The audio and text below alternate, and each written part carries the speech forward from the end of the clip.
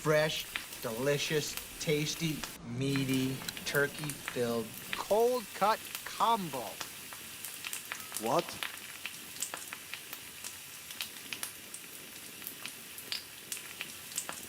Ready? 3, 2, 1, go. Episode 231, let's go, meat boy. UFC Perth in the rear view. We got low-key smoke. Charlie Campbell fumbled the bag for the Dink Dog lock. What'd you make of that Dink Dog L, and how are we going to replicate this week's Meatlock with another Dink Dog? How's it going to be different? What were your thoughts on Charlie Campbell's fumble? Yeah, Mr. Campbell's big fumble. Big fumble. He was a lock and then until he wasn't. So absolute bum dog, truly unfortunate. We should have just went the route of the Black Jag. I unfortunately bought the hype of JV Baseball, thought he was back, and you know how it goes with Dominic Reyes. One of those fighters where, similar to Johnny Walker, as soon as you hop on, you're likely to get burned. So learned a hard lesson there. I went 1-4. You went 2-3. The card was okay. Nothing too much to write home about. You want to just jump right into UFC 320 in an absolute banger of a card? Yeah, let's get straight into the Meatlock. Swap us through then and tell the Meat Boys why this Dink Dog will be different from the last one, because it's an interesting scrap here. Khalil Rountree taking on Jiri Prochazka, and Prochazka's a minus 186 favorite. Rountree plus 144. Both these dudes coming off recent dominant performances over Jamal Hill, except Jiri was able to get a performance of the night finish, whereas Khalil went the distance and truly dominated 5-0, not even a competitive contest versus Jamal Hill. So what do you make of this one? We're rolling with Khalil as the Dink Dog in this one. We kind of think that Jiri has peaked, maybe even plateaued, whereas Khalil keeps getting better and better. So what's your take on this? What makes you bullish on Rountree? And if we are swooping in for this Meatlock, do you think he's going to go out there and finish the Samurai? Yeah, both of these guys, their most recent losses is to Alex Pereira. But I would argue that Rountree did better because he lasted a lot longer compared to Jiri. Was getting snuffed second round both of his fights, while Khalil was a warrior, savage, lasted the 4 rounds. So he's way more durable. I don't even know how Yuri's going to put down Khalil unless it would be later in the fight. But, I don't know. I think Khalil is just going to steamroll Juri's little glass draw, and I just don't know how Yuri's going to win this, and that's why Khalil is a lock. I think Khalil has that sneaky power. He's been on an absolute tear, and he put on a clinic versus Jamal Hill, and I think he's going to put on a clinic versus Yuri, and I think Yuri's going to go back to the mountains and recuperate, figure out what's going on, while Khalil is heading back for gold.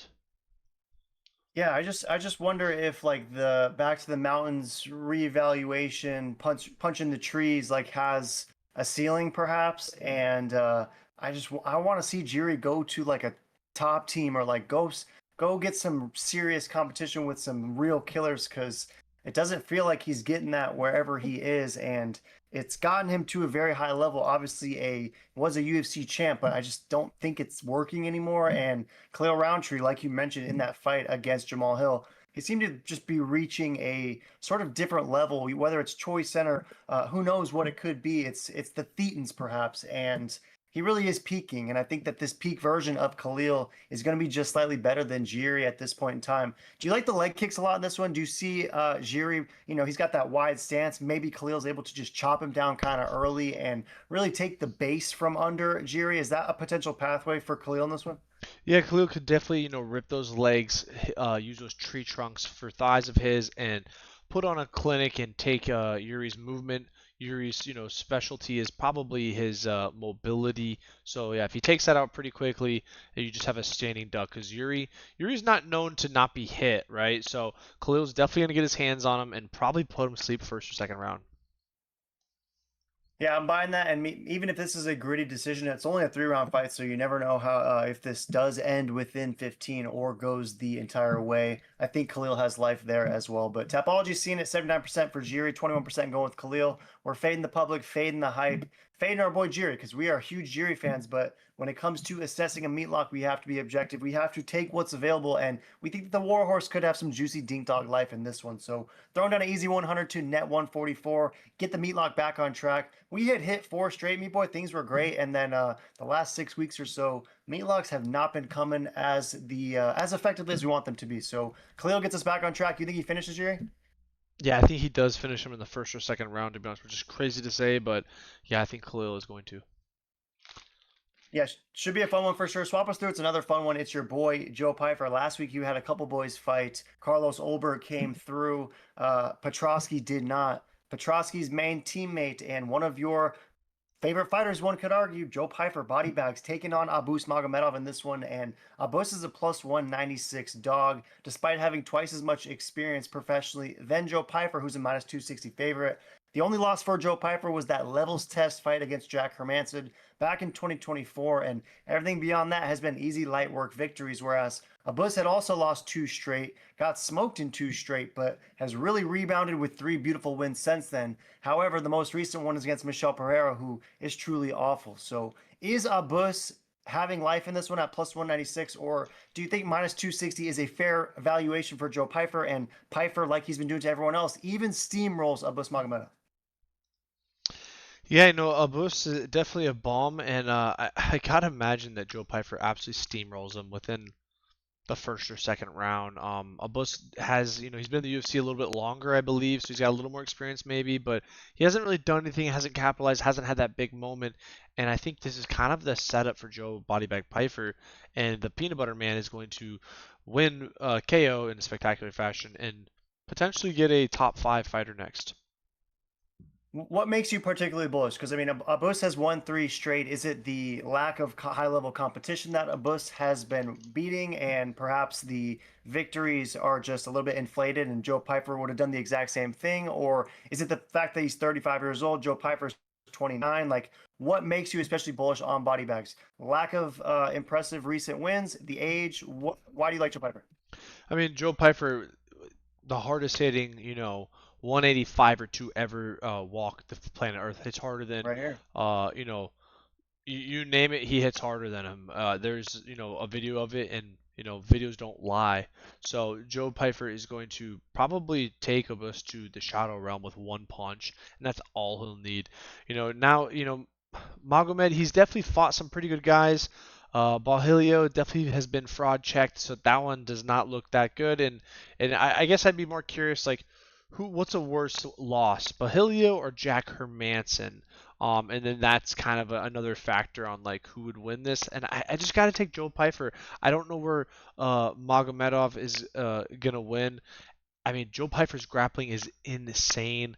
Magomedov's grappling isn't the best, but he's pretty decent everywhere. I think this is going to be a distance win by Magomedov or a KO spectacular finish by Joe Bodyback Pfeiffer. Yeah, good stuff. And in a roundabout way, Bohalio versus Jack Hermanson seems like a great fight. I feel like that's got to be next for both those guys either way. And you touched on the power. Joe Pfeiffer, 78% is rolling with him, and majority is Brown. They think that Abus is going to go out there and get slept. I've been kind of back and forth in this one. I do like Abus. I think the odds could be a little bit closer, but I will roll with Joe Pfeiffer in this one. I feel like this is matchmaking designed for him. I don't know if the UFC has much interest in the Abus Magomedov business, and for sure, body bags is the preferable victor if they are to scheme something. And for that reason, I'll go Joe Pfeiffer. I'm going to go decision, though. I think these could be some close rounds. And I do think that Abus presents a unique test for Joe Pfeiffer. And to your point about the grappling, Petrosky he's been exposed as not having as strong of grappling as perhaps we once thought. And I still want to see more from Joe Pfeiffer in that arena, because we've heard the stories. We know Sean Brady says that he is that guy on the mat, but I want to see it in the UFC for sure. And against a guy like Abus, who, if there are some obvious deficiencies, I think that could be a cool pathway for Joe to explore for sure, if he doesn't go out there and just sleep him in 5 seconds either way. But I'll roll with you. I'll take Joe Pfeiffer by decision. You're going finish? Yeah, it's got to be a finish. Let us know in the comments if you're taking Joe Pfeiffer or if you are feeding Abus a carrot. But swap us through me, but this next one's good. Josh Emmett taking on Yusuf Zalal, who's a minus 520 favorite. The dude is basically back. He's won 7 straight. on that sort of Brandon Moreno trajectory where had some early UFC losses, gets cut, gets some wins in elsewhere promotions, comes back, and now seems to be on top of the world, beating everyone 4 straight since returning to the promotion, and a lot of performance of the night finishes as well. Taking on Josh Emmett, who's lost 3 of his last 4. His only victory was when he was another fat dog against Bryce Mitchell, and he slept him for a performance of the night finish in 90 seconds. So when Josh Emmett has his back against the wall, when the odds makers, the public, are all fading him, is when he can capitalize. Does he, as a plus 350 dog, do that again against Yusuf Zalal, or is Yusuf Zalal basically back and perhaps only 1 or 2 fights away from a title shot? Man, 1 or 2 fights from title shot maybe, but the division is stacked, so there's probably a long line to wait. And I don't know, it's pretty wild to see Zalal this big of a favorite, to be honest. I don't know. I mean, I think Josh Emmett has a really good puncher's chance in this. I like those odds. I don't know if I'm sold on Zalal being this good, but maybe he is. I'm gonna sneak by and take Josh Emmett's KO YOLO. The Orc shall win this one. And Josh Emmett, if anyone, I mean, has always has that YOLO knockout life. I mean, I always just think back to that fight where he got that 3rd round finish against Michael Johnson. He was literally getting pieced up for 14 minutes and then just lands a YOLO in the last minute. So he has that power from start to finish. It's almost Black Beast-esque just at 145. And Yusuf Zalal is a guy who has picked up a lot of recent beautiful wins. But if you really inspect him, I mean, Billy Q, Jarno Aarons, Jack Shore, Calvin Cater, high-level fighters, but Josh Emmett's losses are Lerone Murphy, who's basically fighting for the title next, Topuria in a fight of the night. I mean, the dude went 25 minutes with Ilya and then got submitted by Yair. So when Josh Emmett loses, it's basically only to the best of the best, and everyone else he does go through. So do you like Josh Emmett as just the YOLO knockout? And if you are banking on that, are you expecting it early, or is it just the Josh Emmett factor where it literally could be any second? Yeah, no, I think it could be any second, and it could be first round or third round, but yeah, I gotta take Emmett.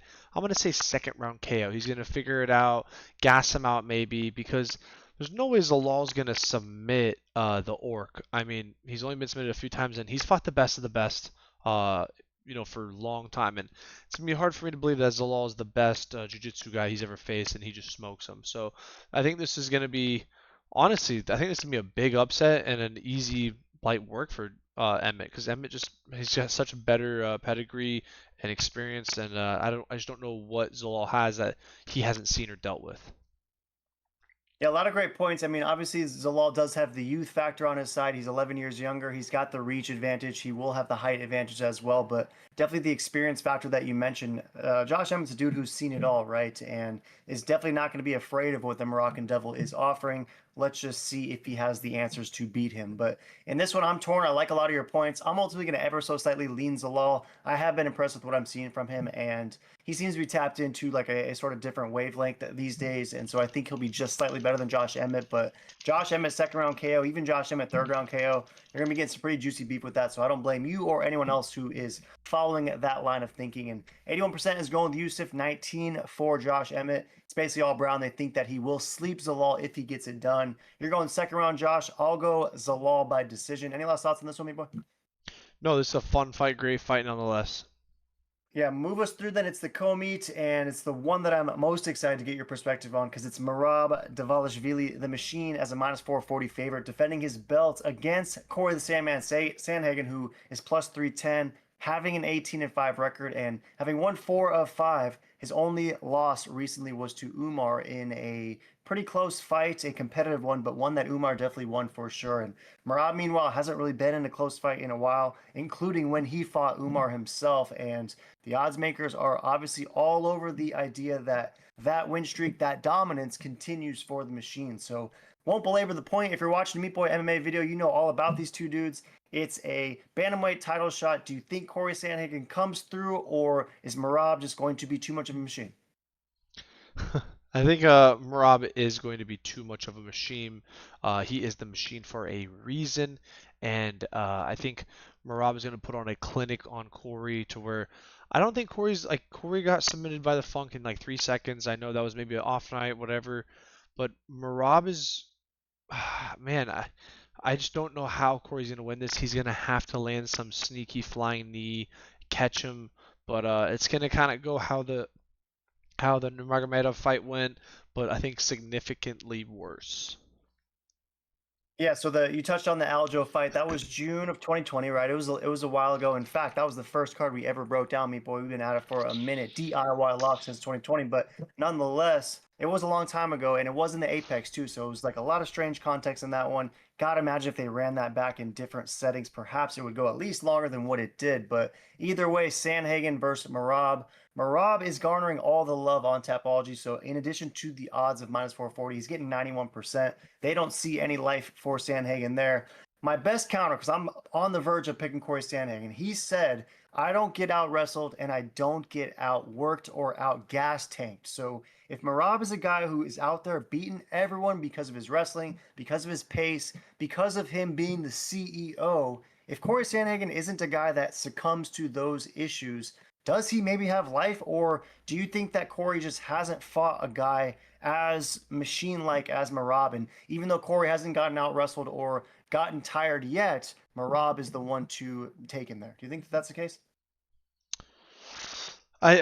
Yeah, I don't know. I just don't see how I just don't see how he's gonna be able to win this. Like, I mean, if Corey, I mean, Corey definitely got out wrestled by Nurmagomedov, so I don't know what he's talking about on that point. There wasn't like any point where, oh no, Corey was, he's getting the better half of him in grappling. It was like he just kept taking him down, hold him down.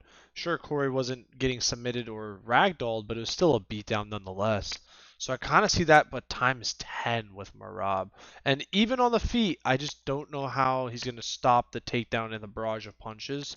Um, yeah, I think this is going to be a one-sided mauling, and Meat Rab is going to win. Yeah, it's a good point you make referencing Umar versus Sandhagen, because that was a fight. Umar had 5 minutes of control time and had at least 30 seconds of control time in every round. So it's not like it was just one 5 minute dominant round on the ground. He did have 5 takedowns and did get some control time in each round. So you do worry if Umar was able to do that, can Marab do the same? And Marab's arguably, I mean, probably inarguably a better wrestler and has an even crazier pace than what Umar is offering for sure. But I don't know, me boy, something about the length in this one. I'm buying the hype for the Sandman. I think he's going to find a way to keep this one standing. And if he's able to stuff the early takedowns and really capitalize on some sniping punches and kicks, I think Marab might start to wear down across 5 rounds. But if Corey doesn't have immediate early success, if and when he's able to stop the takedowns, then I don't see him finding a way to get this one done in the later rounds. I really think that he has to find a way to somehow accumulate damage on Marab in the first 2 rounds, and from there, perhaps he can win a later fourth or fifth as well. But the first 2 rounds, in my opinion, will tell us everything we need to know about this fight. I'm ultimately going Sandhagen for the Alexa Grasso style upset dog decision over the untouchable machine. Am I tripping? No, not tripping, but low key kind of tripping because Marab's going to beat him down to a pulp. Yeah, conventional wisdom would suggest so. Tapology sees it the same way. Let us know in the comments if you are rolling with the machine, or do you think the Sandman does have some dog life like your boy is suggesting? But swap us through, Meat Boy. It's the last one to go. AP Poetan dog for the first time ever, taking on Ankalaev, the champ, a rematch, who's a -260 favorite and is coming in off a recent pretty dominant performance over Pereira in that fight where he took the belt. But I think a lot of fans were underwhelmed by the performance. I think everyone was in agreement that Ankalaev won and had done enough, but for some reason there was a strong narrative of the fans wanting more, and perhaps that had to do with the cope of Poetan losing. But in this rematch, Poetan's coming in looking shredded, looking like an absolute beast. He is 38 years old, though, to Ankalaev's 33, and we know older guys usually fail in rematches. So what do you make of this rematch? Is this the final opportunity for Poetan, and is he going to go out there and get this one done and get the revenge over Ankalaev? Man, I just don't know. He's getting older. And Ankalaev just has so many more tools to get the job done, while Pereira just has that KO, X factor, which he can get it done, but I think it's gonna kind of go the same way as the first fight. It's gonna be not that cool, and it's gonna be frustrating. And but hopefully Pereira can get a KO, kind of like Sergio Pettis did with the YOLO spinning elbow, for the YOLO win.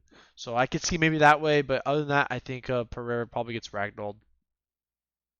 Yeah, let's just hope that Alex Pereira can pull off the Sergio Pettis like YOLO and find a way to get a finish against Ankalaev, because that obviously would be a fun one for sure. And the trilogy, I think, would sell itself for sure. Who wouldn't want to see that fight for a third time if Poatan is able to go out and just statement sleep him, similar to the Izzy fight, perhaps? Because a lot of good stuff there, obviously. And at 38, I got to imagine this is Poatan's last ride, right? I mean, if Poatan loses this, what do you even do with Alex Pereira next? Who does he? I mean, I don't even think we see. I think if Poatan loses this, he probably retires. And Tapology is seeing it 63% for Mago Meat, 37% going with Poatan. It's basically all Brown for the KO. Is that Poatan's only life, finding a way to get a KO, or is there any world where Pereira can somehow win a decision over Mago Meat?